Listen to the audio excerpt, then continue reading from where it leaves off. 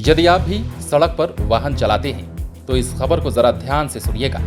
अगर नहीं सुनते हैं तो ऐसा हो सकता है कि आपका पैसा कटे और सफर कोई और करे। दरअसल भारत सरकार ने टोल को लेकर कई नियम बनाए हैं। रोड पर कार चलाते समय टोल टैक्स देने के बारे में आप जानते तो होंगे ही।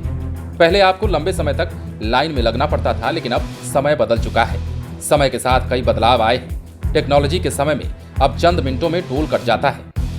आप समझ गए होंगे हम बात फास्ट टैग की कर रहे हैं। दरअसल फास्ट टैग एक इलेक्ट्रॉनिक टोल कलेक्शन सिस्टम है जो रेडियो फ्रीक्वेंसी आइडेंटिफिकेशन यानी कि RFID टेक्नोलॉजी पर काम करता है। ये टैग बैंकों और कुछ टेक कंपनियों द्वारा किया जाता है और ऑनलाइन माध्यम से इससे टोल लिया जाता है। इसके इस्तेमाल से आप लंबे समय बिना लाइन में लगे टोल चुका देते हैं। राष्ट्रीय राजमार्गों के सभी टोल प्लाजा पर लगे रीडर्स कार की विंडस्क्रीन पर चिपकाए गए टैग को स्कैन करते हैं और लिंक किए गए अकाउंट के माध्यम से चार्ज कट जाता है। अगर आप अपनी कार को बेचने जा रहे हैं तो जरा सावधान हो जाइए। वो इसलिए क्योंकि क्या आप अपनी कार को बेचना चाहते हैं तो आपको बेचने से पहले एक जरूरी काम कर लेना चाहिए।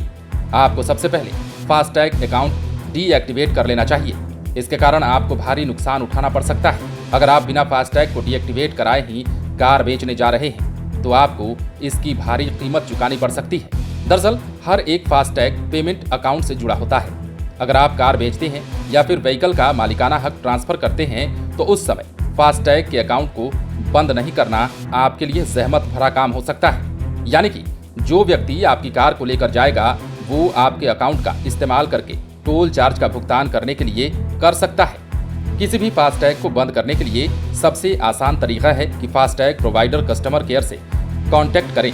ऐसा करके आप अकाउंट को बंद कर सकते हैं। इसके साथ ही केंद्र सरकार के NHAI द्वारा शुरू की गई हेल्पलाइन 1033 यानी कि 1033 पर भी कॉल करके इसे बंद करा सकते हैं। तो ये एक अहम जानकारी उनके लिए हो जाती है जो अपनी कार को लेकर सड़कों पर चलते हैं, टोल प्लाजा चुकाते हैं और फास्टैग के द्वारा ऑनलाइन पेमेंट करते हैं। लेकिन जब बात गाड़ी को बेचने की आती है तो उन्हें सावधान हो जाने की जरूरत है। जैसा कि हमने आपको इस वीडियो में पहले भी बताया है कि यदि आप कार बेच रहे हैं तो ये जरूरी काम जरूर कर लीजिए, क्योंकि आपको फास्टैग अकाउंट डीएक्टिवेट नहीं करना भारी पड़ सकता है। इसके कारण आपको नुकसान उठाना पड़ सकता है और बिना फास्टैग को डीएक्टिवेट किए कार बेच रहे हैं तो आपको इसकी कीमत चुकानी पड़ सकती है। कुल मिलाकर एक लाइन में अगर कहें तो पैसा आपका और मौज किसी और का होगा।